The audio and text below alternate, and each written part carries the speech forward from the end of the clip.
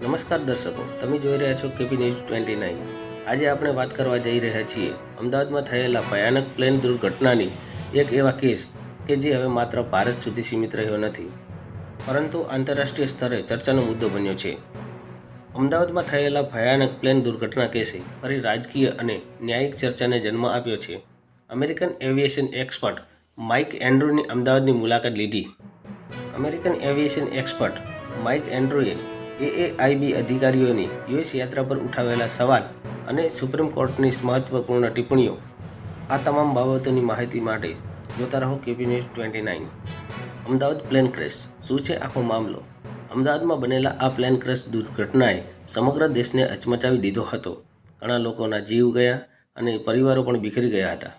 હવે ઘણા દિવસો બાદ આ કેસ ફરી ચર્ચામાં આવ્યો છે, કારણ કે એક આંતરરાષ્ટ્રીય એવિએશન એક્સપર્ટ ખાસ અમદાવાદ પહોંચ્યા છે।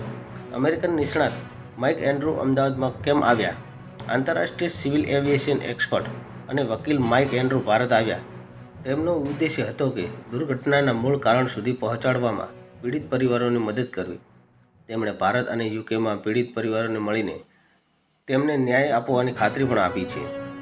એએઆઈબી અધિકારીઓના યુએસ જવા પર ઉઠાવેલા સવાલો, માઇક એન્ડ્રુએ એએઆઈબી એટલે કે એરક્રાફ્ટ એક્સિડન્ટ ઇન્વેસ્ટિગેશન બ્યુરો પર ગંભીર સવાલો ઉઠાવ્યા છે।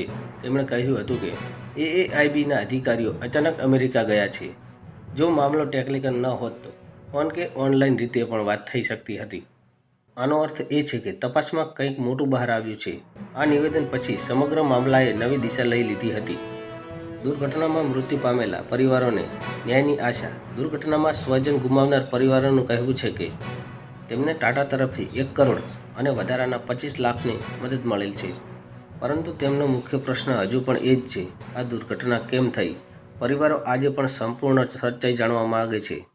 સુપ્રીમ કોર્ટની મહત્વની ટિપ્પણી, આ કેસ દરમિયાન સુપ્રીમ કોર્ટે પાયલોટ પિતાને મહત્વની વાત કહી। કોર્ટે કહ્યું કે તમારા પુત્રને અકસ્માત માટે જવાબદાર ન માનશો, તે એક દુર્ઘટના હતી। કોર્ટે વધુમાં કહ્યું હતું કે પ્રારંભિક રિપોર્ટ પ્રમાણે પાયલોટ સામે કોઈ ગંભીર આરોપો નથી। આ વાતથી પાયલોટના પરિવારને મોટી રાહત મળી હતી। આ મામલો હજુ તપાસ હેઠળ છે। સત્ય શું છે તે સામે આવવામાં હજુ સમય લાગી શકે છે, પણ જ્યારે સત્ય સામે આવશે ત્યારે ન્યાય ચોક્કસ મળશે।